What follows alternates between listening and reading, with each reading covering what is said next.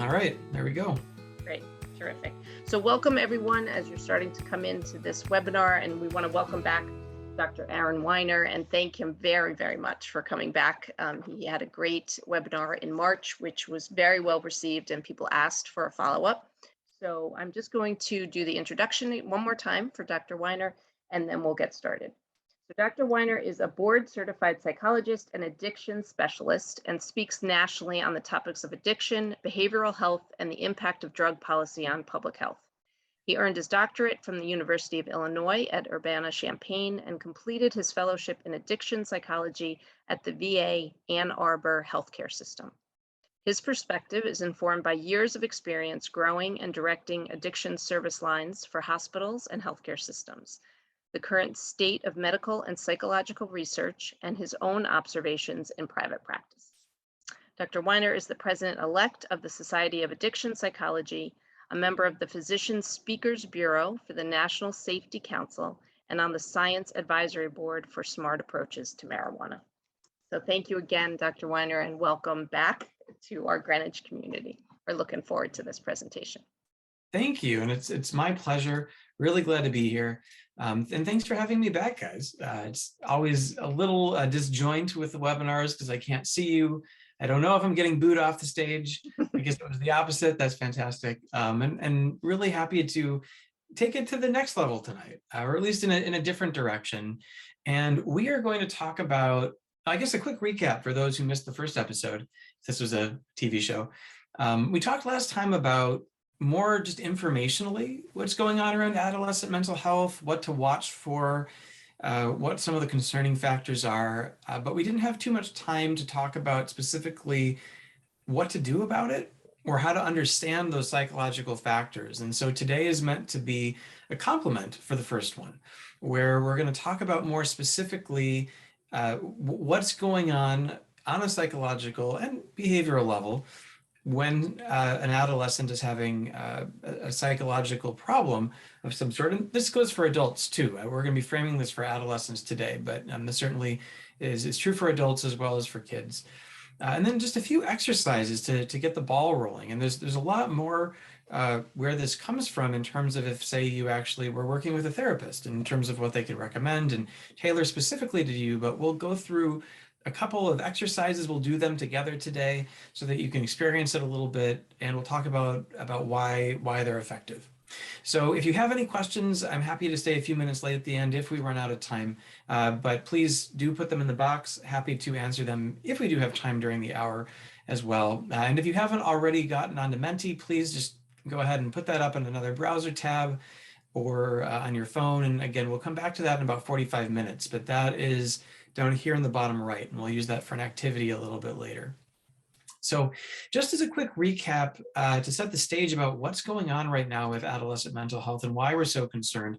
This was a slide from last time, but as we'll go through it quickly, but essentially about half of parents reported a new or worsening problem with mental or emotional health for their teenager. With teen girls being a bit more than teen boys, we've seen health insurance claims go up since that time, and actually even since our last meeting.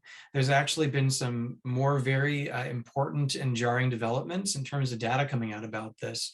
One was the study that was released by the CDC about a month ago, I'd say maybe a little bit less, that found actually about 44% of high schoolers endorsed experiencing persistent feelings of sadness or hopelessness, and 20% seriously considered attempting suicide. 1 in 5. That is extremely alarming. And part of actually what they found was that the isolation, and this is 2020 data, there's always a bit of a time lag, so hopefully this has been improving.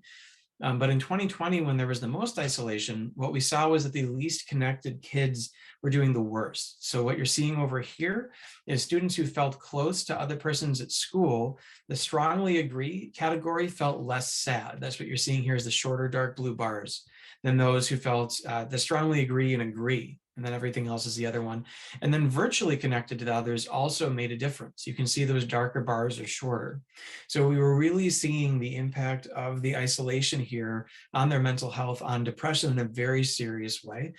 This study also came out about 2 weeks ago in JAMA Pediatrics. Look, this was a meta-analysis actually of a lot of studies that came out in 2020 and 2021 about depression and anxiety, but I'm going to highlight the anxiety here.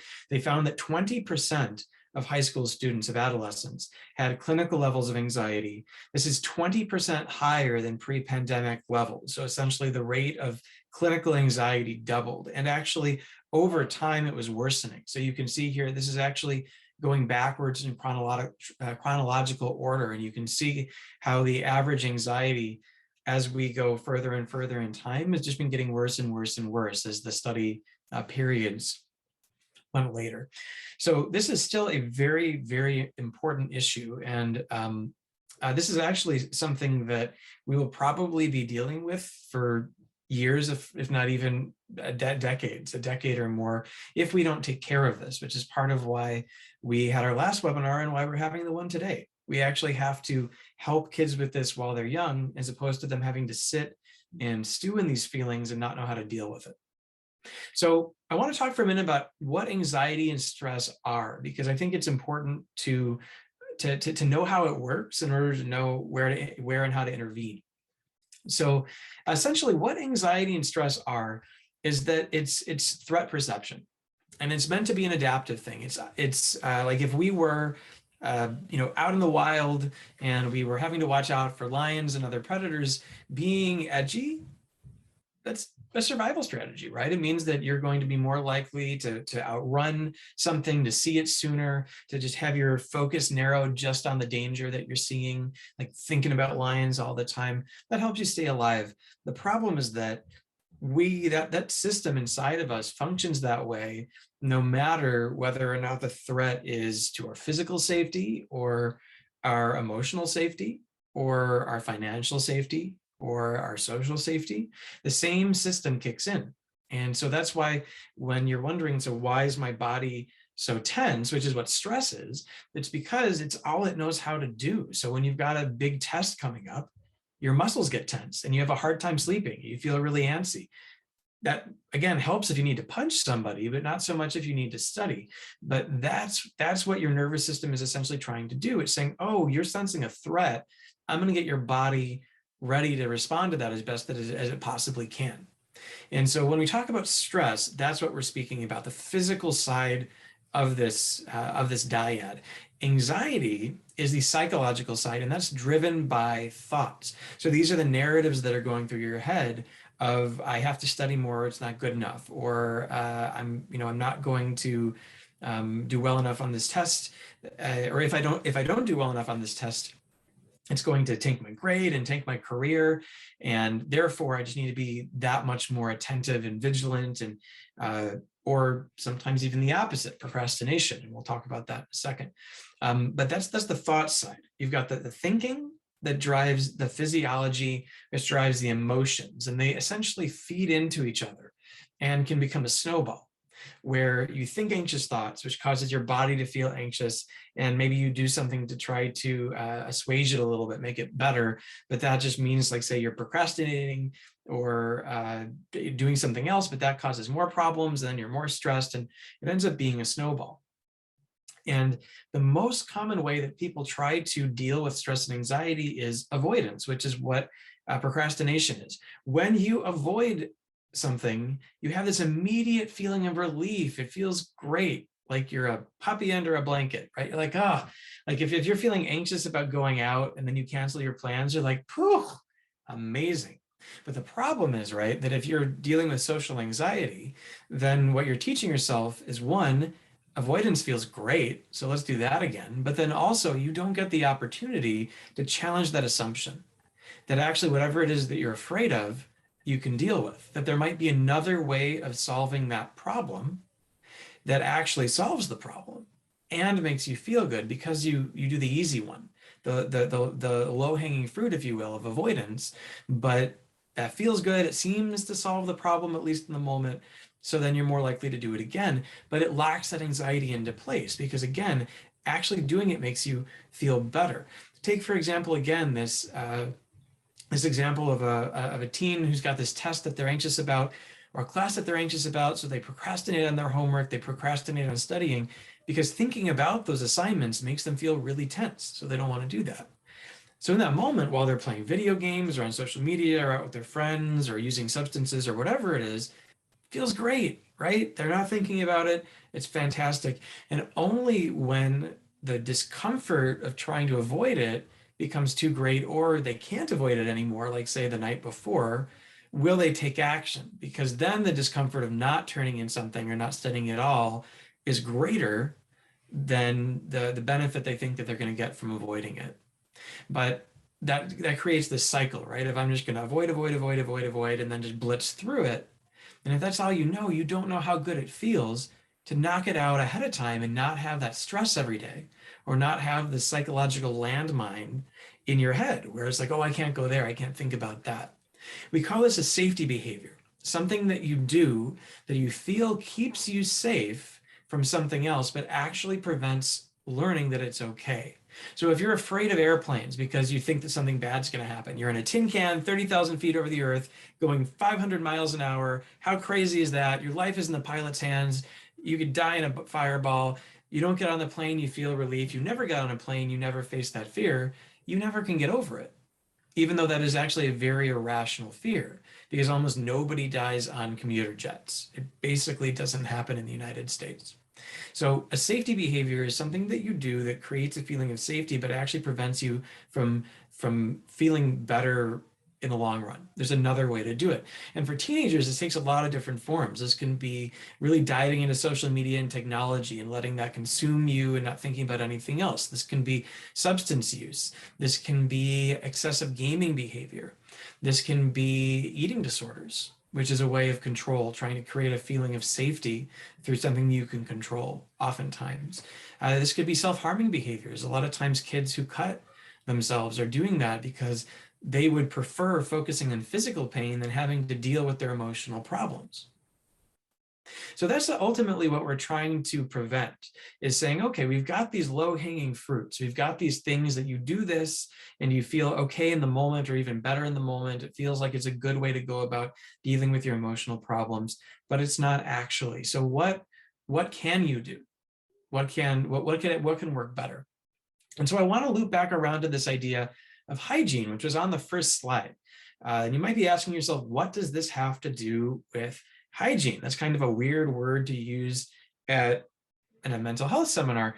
But actually, hygiene just means taking care of yourself so that your body doesn't break down or decay or develop problems. And we do that with our teeth and our face and our hands and our skin and our fingernail. We take care of our body because we understand that if we don't do these things, we will get cavities or develop acne or carry germs around and get pink eye or something. Like we know that if we don't do this, bad things will happen, yet we don't do this for our mind, even though the same thing holds true.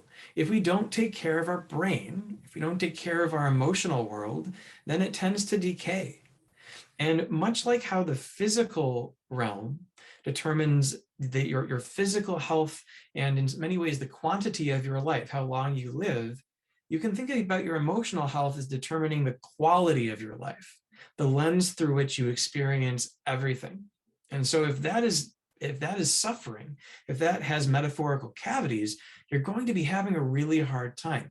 And there's actually something you can do about it. It doesn't have to get to the point where you might need someone like me. You might need a psychologist. There's things that you could do at the front end to make you not get to that point in the first place. And that is what mental hygiene is. Specifically, what we want to do when we're talking about mental hygiene is target rumination and mind wandering, because that is actually one of the central factors of most types of psychological and psychiatric disorders, is that you fixate on something, whether or not it's something that you're worried about in the future, which is the hallmark of anxiety, or something that you did in the past, which is the hallmark of depression, or whether or not it's an obsessive compulsive disorder where you're thinking about a certain behavior, the kind of anxiety disorder, but a little bit different, where you're fixating on a trauma. A lot of it has to do with the fixation, the rumination, and the mind wandering. And so what we can do is we can actually see on brain scans the part of the brain that feeds into these behaviors, and that's called your default mode network. And this is the part of your brain that lights up when you're anxious, stressed, having cravings for substances, depressed, ruminating. It's actually the same part of your brain that controls all of this. And actually, you may not have heard of this procedure. It's a little bit newer, but the procedure called transcranial magnetic stimulation, or TMS for short, it's a procedure for treatment-resistant depression. It is doing actually exactly this. It uses magnetic pulses to reduce activity in the default mode network. That is actually the same mechanism of action. But you can get after this in behavioral ways. And so what we know can help with this, there's several things that we know can help with this. And it's important to distinguish that some things that we think about as self-care are not actually self-care. Like if you've had a really long, hard day, and so you eat like 50 chocolate chips, I'm not talking from experience at all.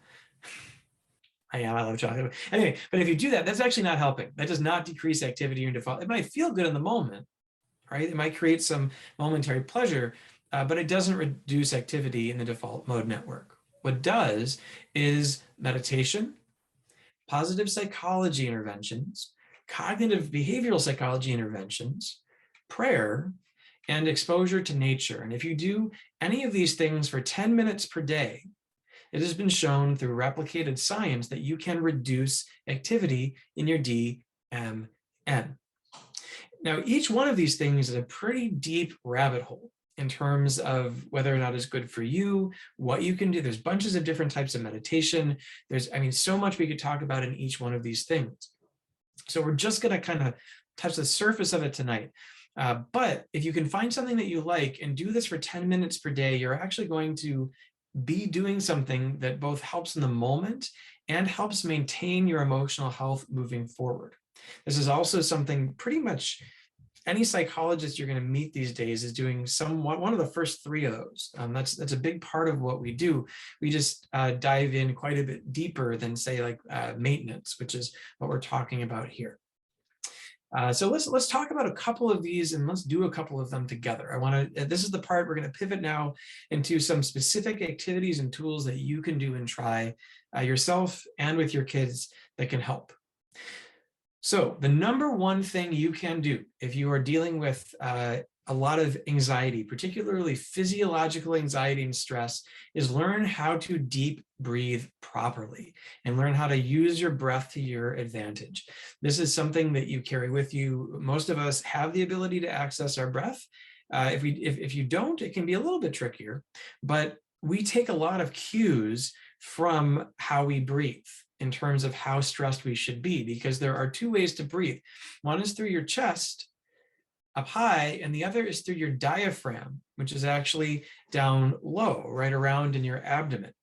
And the thing is that when you breathe through your diaphragm, your entire upper body has to be loose, and you cannot breathe through your diaphragm if you are tensing your body. So what happens is that it sends a signal to your brain that you're okay, because you're not tense. Remember, again, your brain is reacting to this idea of, I need to be physiologically on edge so that I can hit hard, run fast, that fight or flight, that reaction.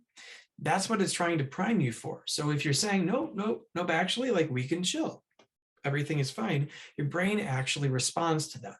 Now, how you do this is you breathe in a very specific way. And I encourage everybody to try this with me. I can't see you, but please give this a go.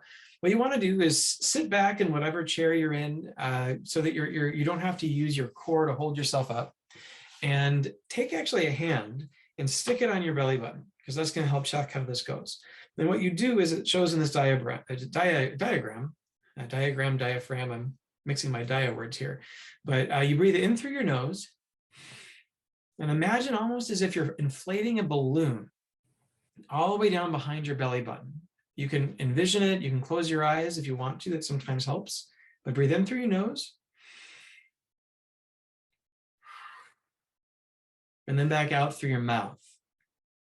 You should see very little movement in your chest and shoulders if you're doing this the right way.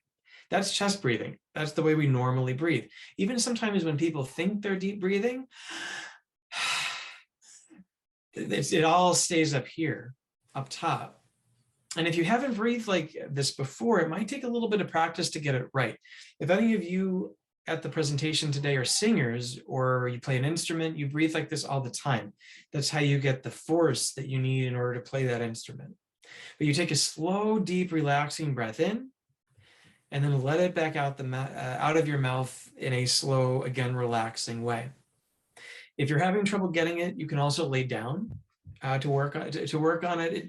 I'd say probably 5 minutes of practice, and you'll get the hang of it. I also have an instructional audio video. It's not really a video, it's more audio, but I have an instructional audio for this on my YouTube channel. So you can swing over there if you'd like to use that.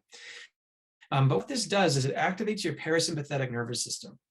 We have two halves to our automatic, otherwise known as autonomic nervous system.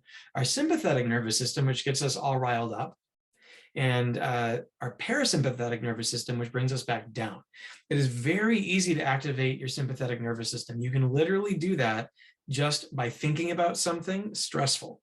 Like if you're having a fight with someone close in your life, or you don't like your mother-in-law or father-in-law or something, just like think about the last time they irritated you, and you're going to start to feel that physiologically start to kick in. Whoever it is, right?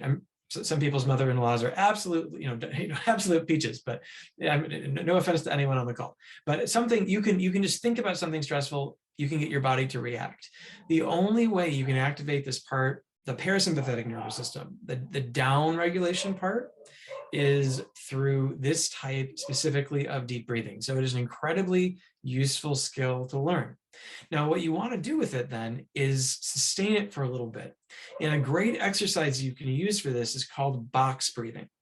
And what box breathing is you breathe in for 4 seconds into your diaphragm, you hold it for 4 seconds, you let it out for 4 seconds, and then you wait for 4 seconds. And then you want to do that for 4 minutes. So very easy to think about, it's just 4 all around. But if you do that, you're probably, there's a really nice nervous system reset. You will probably feel a lot better when you're done. For us though, we're gonna truncate it a bit. We're gonna do it just 4 times, but I do want to do this together. So go ahead and get yourself comfy. I'm gonna shut my eyes, so you can do it too, or you can stare at me like a weirdo. Up to you. If you want to be creepy, you can watch me though. I'm not gonna know. But I'm going to lead us through this, and just to kind of set our expectations here.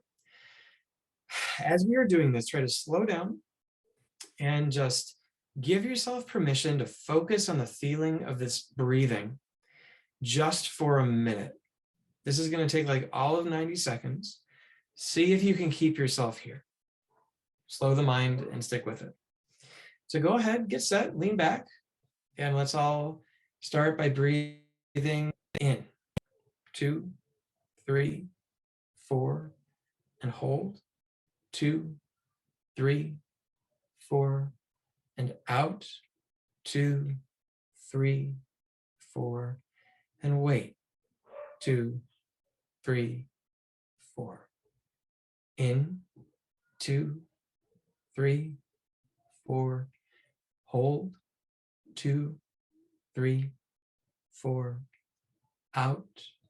2, 3, 4. And wait. 2, 3, 4. In.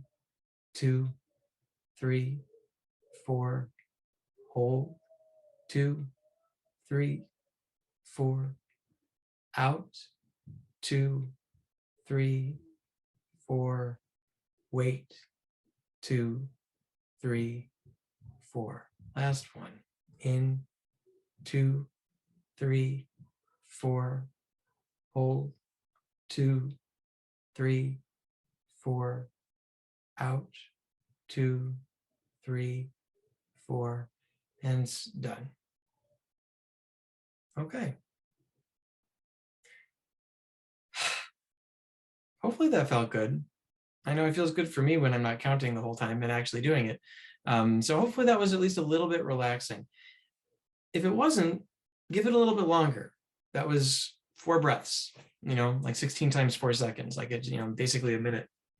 So it sometimes takes a little bit longer to fully kick in, but that's the idea of keeping yourself there, really sending that strong signal to your mind of, I'm okay because I don't breathe like this if I'm not okay. And that's what this is about. So deep breathing, again, this is like stress and anxiety management 101, calming your body down. You don't have to use medication for this. You can use physical techniques. So I want to talk about another one here. We call it a grounding technique in mindfulness. Now, you've probably heard about mindfulness a lot, and that's because it's kind of like a buzzword these days. But what it actually is it's about being in the here and now. Because depression and anxiety largely aren't here right now. Like I was saying before, depression is about thinking back to things that have happened and telling yourself a story about that. Like, I'm worthless, I made a mistake, I can't forgive myself, I'm never going to be, like, I'm not going to amount to anything. It's thinking into the past and maybe a little in the future, and anxiety is all future based. They're not going to like me. I'm going to do badly on the test. I don't want to ask this girl out to the dance because I feel like I'm going to get rejected. Whatever it is, anxiety is all future oriented, but the current moment can be very peaceful, actually. Like right now, you're probably, sitting in a relatively quiet room, hopefully. There's probably not a lot of chaos going on around you. You're listening to this presentation, which hopefully isn't too threatening. I don't bite. I'm not going to say anything mean. I mean, I guess I kind of passively called you a weirdo if you were watching me with my eyes shut, but like that's as bad as it's going to get. So like right now isn't so bad. So like if you're feeling stressed, it's probably because you're worrying about something, family, work, money, whatever it is. You're bringing something in to right now. And that's what being mindful is about. It's saying if you can keep yourself here right now, you will probably feel more calm. So being mindful is about being fully present in the moment, and then also non-judgmentally, which means that when thoughts come into your mind, you can actually let them go if you're meditating. And we're not going to go too far into meditation today. That could be for round 3, perhaps, if we want to do that. But that's what meditation is about. This is a huge misconception about meditation. People think that mindful meditation is about clearing your mind. It's actually not. It's about watching your mind. And when something comes into it, other than what you're trying to focus on, which is usually those nice diaphragmatic breaths, you're like, oh, look, my mind just got carried away by work, or my mind just got carried away by school, in the case of your kid. So I'm going to notice that, and I'm going to put it back aside. I'm going to come back to what I really want to be doing right now, which is focusing on my breath. And that's very helpful, because if you can notice your mind wandering, again, thinking back to what de-escalates the default mode network, that's, again, one of these primary aspects of a lot of different psychological disorders. And that's why meditation is so helpful. But being mindful is just about, can you be here right now? And a technique that you can use, I'm taking this out of dialectical behavioral therapy, is called the 5-4-3-2-1 technique, which involves using each of your senses a little bit to try to anchor yourself here and now. So the 5 stands for, look around your environment and see 5 things that you don't normally see. So go ahead and do that right now. Like wherever you are, just look around your room and see if you can just spot something. That could be texture on a wall. That could be an imperfection on the desk that you're at. It could be, anything. Really what the carpet looks like if you haven't looked at it in a while. There are probably things that you don't see because we are going so quickly through our life that we're not actually present. It's kind of like, before we go to number 4, it's kind of like if you're like most of us, when you wash the dishes, you're not actually thinking about the dishes. You're thinking about something else while you wash the dishes. Or in like probably how most of us waste like 5 to 10 minutes of our life every day. So few of us are actually present in the shower. Even though a shower can feel so good with like the scents of soaps and the warm water and like really relaxing in that, usually we're stressing out about something. Either like, are we going to be late for work if you shower in the morning, or something at night? Like very rarely are we really in that shower. And so being mindful allows us to truly experience what's going on around us. And so the same thing is true for if you are able to look around, see something that you didn't see before, or even if it's something you have seen before, just noticing 5 things. The 4 are 4 things that you can hear. So think about, listen to your ambient environment. You might notice creaking of a floor or a wall, an HVAC system, a clock. You'll hear that there are things maybe even that you screen out most of the time. That's another thing about mindfulness. What we focus our attention on gets louder. And that's also part of why if what we're focusing on is anxious, we get more anxious. And if we can notice ourselves doing that and then intentionally do something else that's helpful. The 3 stands for 3 things that you can touch. So just touch 3 different textures in your environment and really try to notice how that feels on your fingers. The 2 are 2 things that you can smell. And if you can't really smell anything because you're just in a very neutral space, then go into your imagination and pull up something that you can remember smelling, good or bad, although, I'd probably go with good if I were you. And the 1 is for taste, either something that you can taste. I'm going to have some of my now currently flat flavored water. Yeah, I probably should have drank that like 3 hours ago, but it still helps with my throat. Or just imagine it again if you don't have anything nearby. But this can, by the time you get through that, whatever sort of loop you were in, hopefully you broke. And you can really just remember, like, I'm actually okay right now. Very few moments are actually all that intense. It can feel like it at the time, but that's because of the stories that we're telling ourselves. And if you can let go of those stories and just be in the moment, you might find that is a very peaceful place. And so teaching a child to do that, and again, mindfulness meditation is one of the easiest ways to do that. And I have some suggestions a little bit later on about what you can do to help teach them that. Extremely, extremely useful skill. So we're going to pivot now to positive psychology and gratitude specifically, because gratitude is one of the most well-researched parts of positive psychology. Positive psychology, I guess just to define it, is the psychology of wellness and feeling good, which interestingly enough is something that I feel like a lot of therapists don't necessarily go into quite as much. And part of that's because people oftentimes come to therapy because something is wrong and they want to get it not to be wrong anymore. And that's really important, and sometimes it needs to come first, because if you're actively very anxious or very depressed, like trying to do a gratitude exercise might be like spitting into a hurricane. Like there's so much other stuff going on, like you got to work with the real intense stuff first. But you can, if by subtracting negatives, you can only get your wellness up to 0. To go positive, you have to do positive things. And that's part of why positive psychology is useful, not only if you're struggling and you're in a negative place, but also when you hit this part in therapy that a lot of people get to, where, okay, like now you're kind of around 0, but you want to actually feel good. You want to thrive, not just survive. You got to incorporate some of these concepts. And that's where positive psychology and gratitude comes in. And the first thing to know about gratitude is it's actually a choice.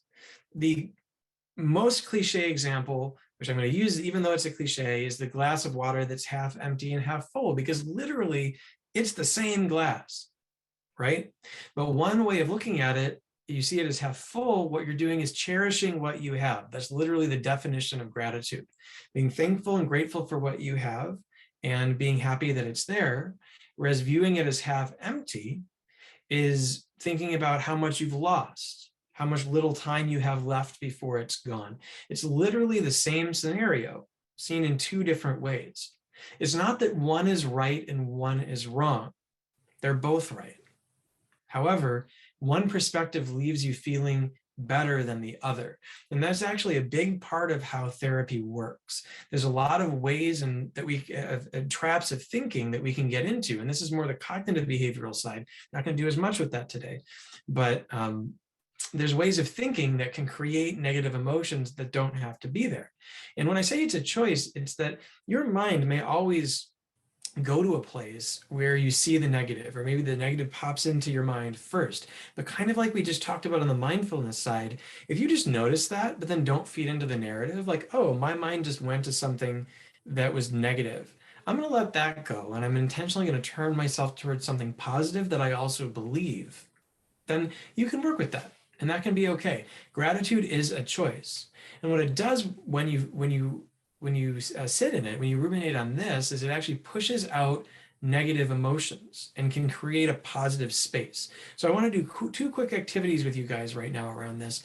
One is just doing some mindful gratitude. So we're going to, kind of like we did before, we're going to build off what we just did. And I'd like you to shut your eyes and let's get set by doing that breathing again. So in through your nose, out through your mouth. And take a couple breaths that way. We're going to take a couple breaths that way to get set. And now what I'd like you to do is bring into mind something that you truly appreciate in your life. Something that warms you on the inside. It could be someone in your family. It could be your job. It could be an opportunity, a vacation, a pet. Something you bought recently that you're really excited about, but bring it into mind and really try to feel how you feel when you're happy with that. What joy feels like, what excitement feels like, whatever emotion that brings up, take a second to feel that.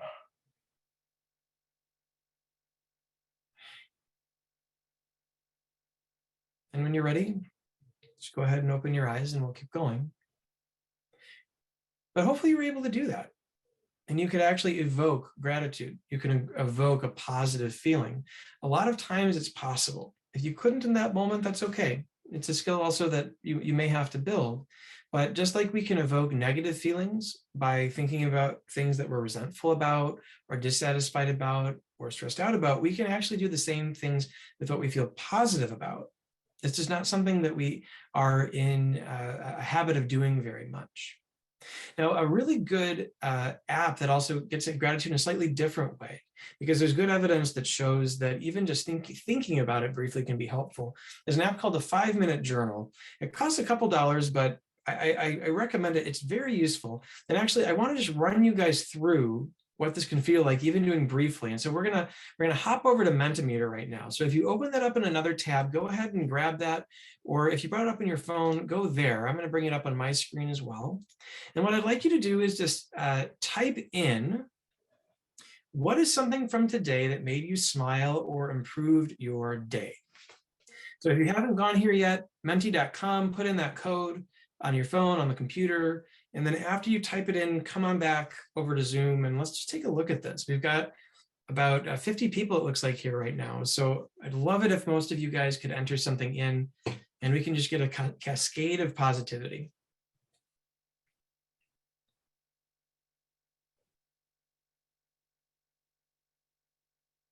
My son, my archery lesson, remind me never to mess with you, but that's fantastic.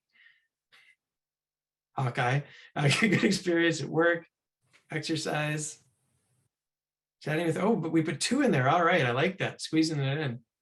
Meeting with youth, celebrating accomplishments, speaking on the phone to my daughter. If we have a less than 20% rate of people having anything good in their day, that will actively make me sad. So let's not end the day that way, guys. Let's do this. Let's do this. Spending time with my dog. I like that a lot, except when it's like late. I've got a puppy. When it's late at night, I don't like spending time with my dog when I want to be sleeping. All right, but he's very cute. My kids, when walking my dog, I came across, oh, hold on. Should be able to scroll this down. Maybe not. There it goes. 2 kids are so excited. Talking to my mother-in-law with a smiley face. Yeah, put me in my place. There we go. Ordered new beds. All right. Well, I won't keep pestering you guys if it's if not everyone's coming. There we go. It's coming. Ordered new beds for my kids. Long overdue. Seeing young teens from church that came over, hang out together. This is awesome, right? So we're getting to feed off each other's positivity right now. as well, but it can be very nice just to take a second and think about what's something good that happened. So we're going to do the second half of this now and look at another one. Thank you guys. The 16 fully invested folks. Well done. Fantastic. I appreciate you. Let's do it again.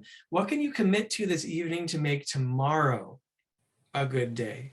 So I'd like you to also start, if you don't mind, have it start with I will. I will, and then finish that sentence. What will you do tomorrow to make it a good day?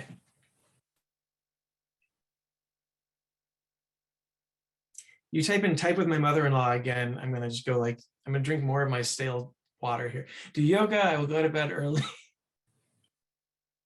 She might not want to talk with you every day. I mean, that's like a lot of talking. I mean, don't you have your own mother? I will get a good night's sleep. I will exercise first thing, prepare. Yes, prepare for my schedule. I like that. Stay positive. I will exercise. Exercise, by the way, is also great for stress and anxiety. Get to bed at a more reasonable time. That's my nightly struggle as well. I will convince my mom to take me horseback riding. The archery girl. Okay. All right. So we're going full medieval times here. Go to the gym first thing tomorrow. Yoga stretches. Awesome, guys. Awesome. I like this. Do it and see how you feel. So Dr. Weiner, there was somebody in the chat said that they're going to go to Zumba, and somebody in the Q&A also said cleaning out the clutter. Those are really useful as well. We can talk a lot about like decision fatigue with cluttered homes and spaces as well. Thank you for you guys who used the chat instead and weren't able to get into Menti quickly. And thanks for participating. Here's the take home for this though. The take home for this is, if this was fun, or if it was nice reading those things, or if you liked writing that down, that was just like a little bit of positivity that you could put into your day. And we know actually, again, that as you're doing this, it lowers that activity in your default mode network. It is a form of mental hygiene. Another type of positive psychology that you can do and just notice is engaging in positive self-talk. And there's a huge double standard right now in our society, at the very least, around self-talk, where it's okay to like talk trash to ourselves or be hard on ourselves or say things to ourselves that we'd never say to another human being, which kind of begs the question of like, why? Because we're humans too, and we deserve love and not scorn or taunting or insults. I think it's almost been like socially normalized to do this to ourselves. But then somehow it comes across as like hokey to say positive things to yourself instead. It's, again, literally the same thing, just using it in a positive way rather than a negative way. Now, you can notice if you're doing it, because negative self-talk tends to be personalized, uncontrollable, and unspecific in terms of what you think about. So negative self-talk would be, I'm so dumb, versus something that's better of, I made a mistake. No one likes me. I like me. I'm a bad person. I did something bad. I want to point something out there as well. So there's that unspecific and globalized aspect of I'm a bad person. I am bad versus I did something bad. That is a huge distinction. Where shame comes from, this is like the pivot between guilt and shame. Guilt can be okay if you feel bad about something you did. Shame is about feeling bad about who you are. And that can be very pathological and is something, again, in therapy that we work a lot on. But you can see as you look down that list, there's ways of looking at your situation that it's just a different way of doing it, but is simply more positive. When you talk to yourself negatively for a long period of time, it leads to learned helplessness, where you just feel like, well, what can I do? Why bother trying? It's not going to work out anyway. No one likes me. I can't make friends. Nothing's going to go my way. This is really at the heart of depression. There's a huge amount of negative self-talk that happens. And the key here is that repetition creates belief. The more you say something, the more you believe it. This is part of why a lot of times when people have negative self-talk, honestly, a lot of it oftentimes is put in place by their parents, one or both, whether or not it's about a young girl and her weight, or whether or not it's about someone feeling good enough. Like if parents don't celebrate achievements and are only like, well, why didn't you do better? Or you could have done better. Then it almost creates like this narrative in the mind of, I'm just not good enough. No matter what I do, it's not good enough. And then that starts playing on repeat even after they go off to college and they're not getting it from their parents anymore. But the good news about repetition is that it does cut both ways. If you are positive with yourself over and over and over again, then you internalize that. Much like people internalize negative beliefs if they repeat that to themselves over and over and over. So affirmations are absolutely worth it. This can be something that you keep on a Post-it note, or that a young person does, that they read every day, that they think about every day. But you have to actually do it, first of all. Like you can't just not, you have to think about it, you have to do it, you have to repeat it, just like you're already doing for the negative stuff. If you don't actually do it, it won't make a difference. But they can't also just be empty platitudes. You really have to believe it. If you say something to yourself, there's some science around like faking it till you make it, for sure. Like it's not that that's a bad thing, but there's at least a part of you that needs to believe it for positive self-talk to have the most effect. So find something that you can believe in and value about yourself, and then actually repeat it to yourself over and over and over again. So this feeds into the last point I want to make, or last idea I want to give you, rather, about things that you can do, because I know this is also very prevalent in many teenagers, which is low self-esteem. And so for this one, there's a lot you can do about this, but I want to give you one exercise that I find is oftentimes helpful for people just who need a quick reframe. So what I'm doing here is I'm drawing an illusion from, actually this is from a gentleman named David Goggins. He calls it reaching into your cookie jar and thinking about what are some good things, good memories that I can reflect on that make me feel good about myself. That's one thing that you can do, is actually like spend some time, kind of like we took a second and felt some gratitude, was really with it.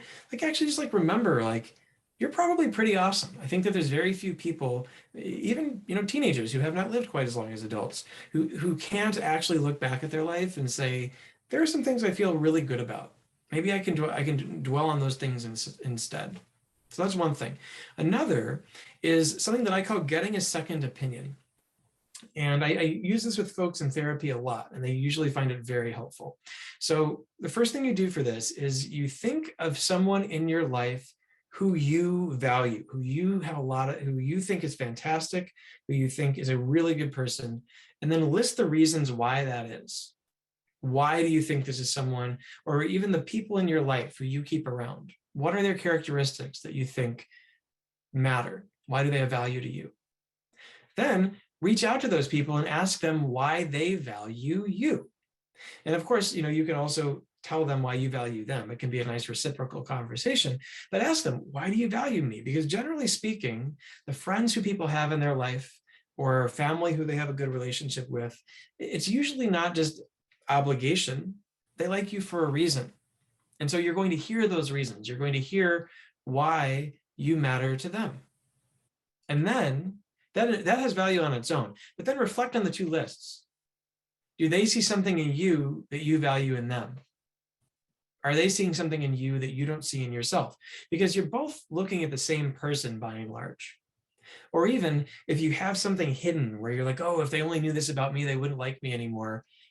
I bet you that's not true. That's shame talking. Most of the time, whatever our deepest, darkest secrets are, people will probably be okay about it, particularly if you're not like doing it anymore. Like even if it was something that like legitimately people probably wouldn't like if you were doing now, people make mistakes, people change. But generally speaking, people's deepest, darkest secrets aren't like murder, like it's usually not as bad as you think it is. And honestly, most of the people who do something like that had really rough childhoods, and they can get to a better place. They can be rehabilitated and be never want to do anything like that ever again. And one could make the case that at that point, they are a very different person, actually. And that doesn't mean that they have to feel like their life has no value because when they were young, they did something they regretted.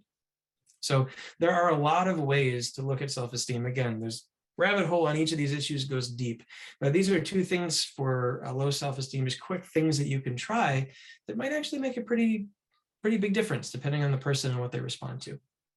So all that being said, I want to talk today as well, before we're out of time, of what can you do if you think you need help, either for you or also for your child? What can you do to help them, again, either on the more basic range, as well as the more intense range. So I want to suggest a few apps to start and books to start. The first is if you want to learn meditation for a teen, Headspace is my first recommendation. I have actually probably tried out 8 to 10 different meditation apps. I have a daily practice myself. I love it. I've been doing it for about 5 to 6 years now. I've tried them all out.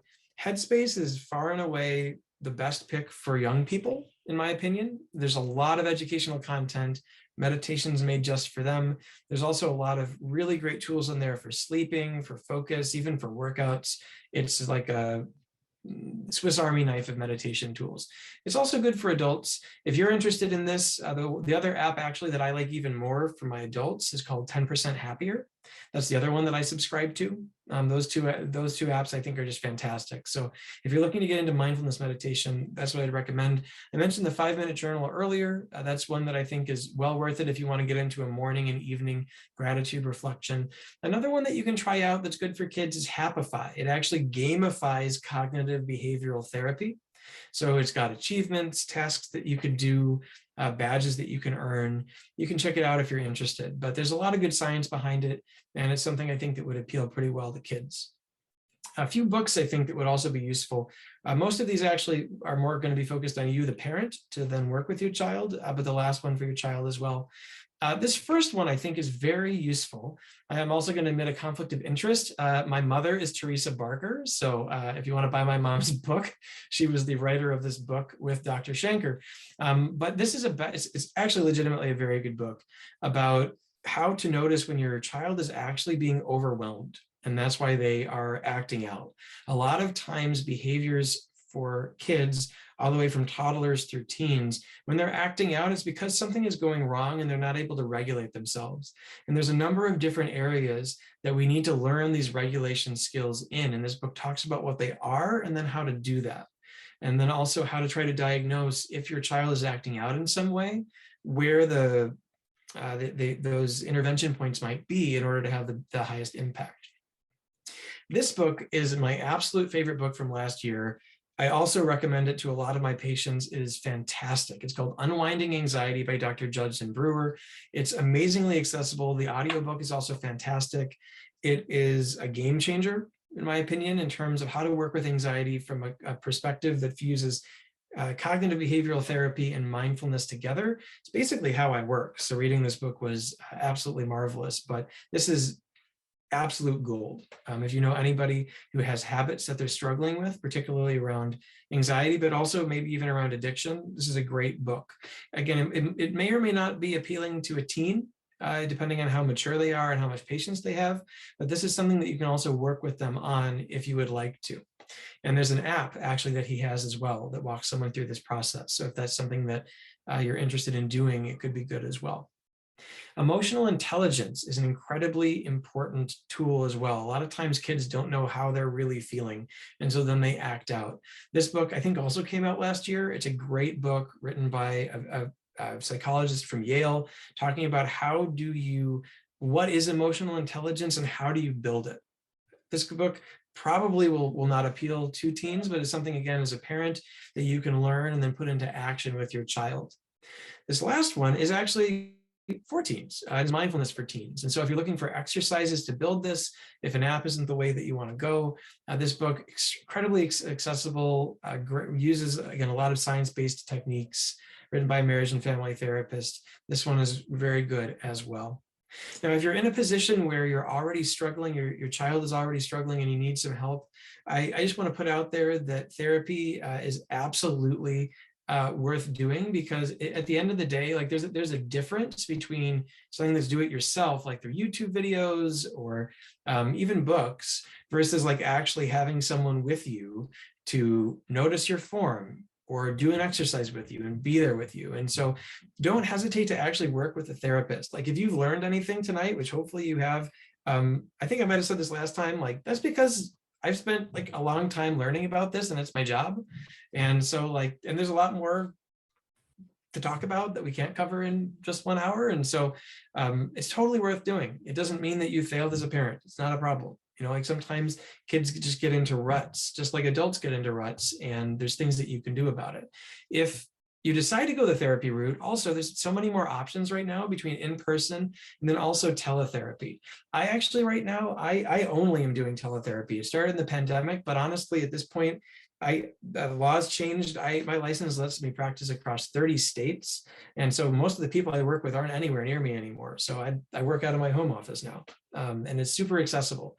I even work with some kids at school. They can go into a room, use a laptop, do a session, and go right back to class. Super convenient. So in-person has its benefits as well, of course. There's a connection that you get when you're in the room with somebody. It's not exactly the same when you're on a computer, but there's a lot that you can teach and do online as well. If you're looking to find a therapist in either one, these are the 3 best therapy directories, in my opinion. In order, actually, Mental Health Match is my favorite, Therapy Den is my second, and then Psychology Today is like the 300-pound gorilla of directories. Everybody's in there, so it doesn't have the best searching tools or matching tools. It just kind of like shows you who's close to you, but it has everybody. So if you're looking for someone close, that's another place you can look. If you're having an emergency, the thing that you should do always is call 911. That's actually what emergency rooms are for. That's what psychiatric hospitals are for. If you have a child who is unable to control themselves, yelling, screaming, punching holes in walls, there are so many dynamics that I've heard parents deal with that are just like wholly like not safe, honestly, for anybody, and they're not equipped to deal with. So get help if you have an emergency or a child who's self-harming themselves or a suicide risk. If it's not a direct emergency, 2 tools I want to make you aware of. 211 works in most areas, and it actually connects you to a social service locator. So if you need help finding services like IOP, intensive outpatient programs, partial hospitalization programs, 211 can be a great resource. There's also a national helpline through SAMHSA that will help you find accredited programs in your area if you're having trouble finding good ones, which I will say is really tough. Like being a therapist, like I kind of know what to type into Google Maps, how to look at websites, tell what's good and what's not, how to find things, but even that sometimes is hard. So it can be useful to have someone on your side who can help you locate resources, and these guys can do that for you. So to sum everything up, and I think we're right at the hour mark, so thank you guys for sticking with it, and I'm happy to stay a few after for questions. Our kids need our support now more than ever. We've got a mental health crisis on our hands for youth, legitimately. Again, 40% of youth are saying they're depressed, 20% considered suicide in 2020 of teens. Anxiety is twice as high clinically as it used to be. Talk to your kids about this, make sure they're doing okay. With 10 minutes a day, though, we can do a lot on the mental health hygiene front. Just 10 minutes a day. What we talked about today was deep breathing helps bring your nervous system back in line. Mindfulness keeps your focus on the present, which is generally pretty chill. Depression and anxiety live elsewhere. Gratitude boosts mood, creates a positive state of well-being. Affirmations can create a positive inner monologue. So again, there's a lot more we could talk about, but those were the 4 today that I wanted to make sure that we stressed. Don't be afraid to reach out for help if necessary. We are professionals for a reason, and we are here to help. However, and resilience and healthy coping skills can be built at home. So really give this a go if you haven't done it already. If you haven't talked to your child or worked with your child on mental hygiene, get that in place. Build habits like this early. It lasts a lifetime. If you like more resources, please feel free to visit my website. I have links on there. Also, as I think I mentioned, I have a few things on my YouTube channel, educational. I did some interviews recently, actually, with folks. I do a podcast and live stream, and I've got some of those things up as well that you can find. So thank you. I'll finish there because I know we're at the end of our time. But if you'd like to connect, again, just drop me a line. There's my email, website, ways to connect. And with that, let's kick it over to questions. Do we have any? So there were some questions that I did answer. They were asking, somebody said, I would love for my daughter to watch this webinar. How can I get the recording? So everyone will be sent the recording who registered for tonight's webinar. And then also it will live on our Greenwich Together website. It's greenwichtogether.org, all one word, and it will live under the events tab. So it will be there. And we'll also get the PowerPoint to people. So that will live on that website as well. Let's see. I think those were the most. We've had some comments in the chat just saying how helpful this has been. And what a fantastic presentation it was, and it was extremely helpful. And so I think that people have been there. Oh, wait, let's see. Okay, so somebody asked, you mentioned CBT and dialectic behavioral therapy. What's the difference? Really good question. So CBT is kind of like the granddaddy of modern evidence-based, research-based therapy. It is basically operating from the perspective of thoughts, feelings, and behaviors being linked, and that particularly by changing your thoughts and how you think and your behaviors, and then also including who you surround yourself with, you can make a big difference in your emotions. And so that's CBT. Dialectical behavioral therapy is an evolution, if you will, not necessarily better. Different people respond differently to different things, but it's a type of therapy that's built on CBT that involves a few different pillars that are a little bit different. So it focuses on things like distress tolerance. How can you better tolerate when you're in a rough or tight spot? On emotion regulation. So not necessarily you're being in distress, but how do you notice and regulate your emotions? Interpersonal effectiveness. So how can I communicate more effectively to get my needs met and not offend other people? Some others as well, but basically it's kind of like a fusion in a way between some of the mindfulness principles and the CBT principles. It was originally designed actually to work on folks who have borderline personality disorder. There's a really intense condition that's characterized by huge fluctuations in mood and instability and just really intense problems. But what we found over time is that it's actually very useful and applicable to other problems as well, like depression and anxiety, those sorts of things. So hopefully that makes sense. You can read entire books about both, but that's the 90-second explanation. I just wanted to interject for 1 minute and tell people that I did put in the chat, Kids in Crisis also has a 24/7 helpline that people can call if they're having some issues or questions. Children can call it, teens can call it, parents can call it. And so that number is 203-661-1911. But I did put that in the chat, so people are aware that's also a local helpline that's available. We've had two other questions. What resources can you recommend for people who cannot afford therapy, which can be rather expensive in our area? That is a really good question. So a couple of thoughts on that. One is that if you have insurance, hopefully there's a way to make that work if you stay in network with an HMO. If not, hopefully you're on Medicaid. There are therapists who are available that way as well. The bottom line is it's tough. What I will say is that if in your area there aren't a lot of in-network therapists, you can tap into some of this more telehealth side, where you might be able to find somebody in network. Another option that you could potentially do, I almost hesitate to say this because it's really spotty, but you could go to one of the more like therapy factory-ish sort of places like BetterHelp or Talkspace. The issues with that is that they pay like nothing.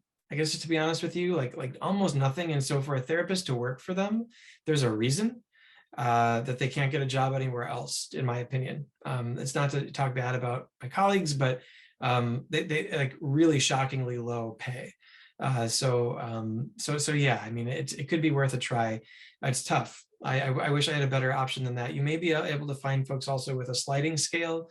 If you look for people who have master's degrees, they sometimes also charge lower rates than folks like myself with a doctoral degree. But it can be challenging. I wish I had a better answer than that. What I can say though is that if you're working with a good therapist, it can absolutely be worth it. Particularly if you think about it from like a 3 to 4 month period, or even if you imagine like 6 months worth of therapy might do a tremendous amount of good, and even if it requires saving up, it can be really helpful. What I would say though, I guess as a final note, is that's where things like books like Unwinding Anxiety come in, where apps can come in so that you can do some self-help work. But yeah, I'd say that's kind of like the first tier. The less expensive tier are books and online courses and apps. And then, working with a real life person, there's just a cost difference there. Somebody, one of the participants just put in the chat that the therapists at Greenwich Center for Help and Renewal have experts in adolescent anxiety, and they also offer sliding scale fees. And the other thing, the helpline that I just mentioned, if you call, we can give you resources for others that may offer sliding scale or take people without insurance. So there should be options, even though it is definitely can be very expensive. So another one, let's see, what would you recommend for a child with anxiety who is too anxious to see a professional? Good question. So a couple of schools of thought. So one would be, what would they accept? So for example, like if they're okay doing teletherapy, that could be a place to start, even if there's some anxiety. So the bottom line is that for them to get better, at some point they have to face their fear, and facing fear is never comfortable. It has to be done to get better. That's what, if you think back to the beginning of the presentation about that avoidance, right? So what you're talking about there is that avoidance loop. I'm afraid of, I think that seeing a therapist is going to be too much to bear. So I'm going to resist and resist and resist and resist. That doesn't allow them to learn that actually it'll probably be just fine after they get through that initial anxiety. They'll probably even like their therapist. So one school of thought would be just go, because it simply needs to happen. And even if it's distressing, that is actually part of the healing process. If that, however, would be disempowering, or that you think that would cause more damage, because that can be very triggering for some people to be that out of control, you kind of got to have to suss that out. Then if they're willing to say, for example, start this way, over telehealth, start with that. Or if there's a therapist who would start by, say, like texting for at least a little bit to break the ice, just to get to know them, you could try that. Ultimately, though, whenever you face your fear, there will be discomfort, but you have to stick with it to learn that it's actually okay. And we could talk a lot more about how exposure works and how you get better eventually, but one way or another, you just got to do it. Otherwise, you're not going to be able to learn that it's going to be fine and get better. So I don't know. I wish I had a better answer, but that's, it's kind of like if you think about like a young child who's afraid of getting into the pool, like ideally, eventually, like you cheer them on, like, it's going to be okay. Jump to me, jump to me, jump to me. And then they do. And they're like, wee, this is the most fun I've ever had. That's what therapy is going to be like, right? They're going to be afraid. And then when they get there, like, wow, this is such a great person. Some kids, though, someone throws them in, and then they learn that it's going to be fine. And so if you feel like it's a situation where you need to throw them in, that's your own parental judgment. It's always better if someone has the autonomy to do it on their own, even if it's uncomfortable, but just got to do it. And I think too, sometimes there are counselors at school that might be a little less threatening before you go to an outside therapist, than somebody they might know, like either a guidance counselor or a social worker in the school, that maybe they could start with to get the feeling of what it's like to talk to somebody. But depends on the person, like you said. So. Yeah. Okay, I don't think there are any other questions at this point, but lots of thank yous for tonight's presentation. And we do really appreciate you coming back and helping us at Greenwich Together and the Greenwich community. I think across the nation, people are struggling with mental health issues, and this has been very, very helpful. So thank you very much, Dr. Weiner. Oh my gosh, my pleasure. And thank you guys all for coming. I hope this was useful to you. Go give some stuff a try. And if you need anything, again, Aaron@weinerphd.com. Happy to provide some guidance. Okay, great. Thank you so much. All right. All Have right. a good night, everyone. And always know Greenwich Together is here, greenwichtogether.org. You can get in touch with me. Again, I never introduced myself at the beginning. I was too stressed by the challenges we were having, but I'm Ellen Brzozowski, so you can get in touch with me through our website if you have questions or need additional resources. But again, thank you so much, Dr. Weiner. My pleasure. Have a good night, everyone. Take care. All right. Thank you.